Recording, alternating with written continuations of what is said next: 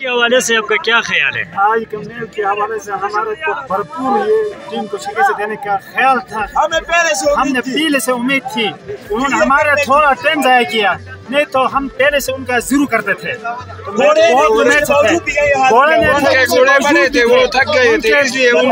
दोबारा चार्ज नहीं हुआ, फिर भी हमने हवा में हिट किया। हमारा ये जोश और जज्बा था, हमने जीत कर उनको दिखाया। अल्लाह से, अल्लाह ने हमें जज़ाए खैर दिया, अल्लाह के नाम पे तवक्कल किया तो हम जीत किए।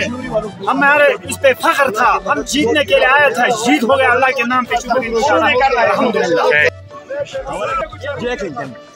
अच्छा, मैच के हवाले से पहले तो उसने हमारा दिल छीन लिया, मैच छीन लिया। अगर वो मैच हारता तो मैं अंदर की जेल में चला जाता। लेकिन शुक्रिया अदा करता हूँ, दिल से शुक्रिया अदा करता हूँ। उसने पूरे क्षेत्र सब लोग प्रतीक दिया।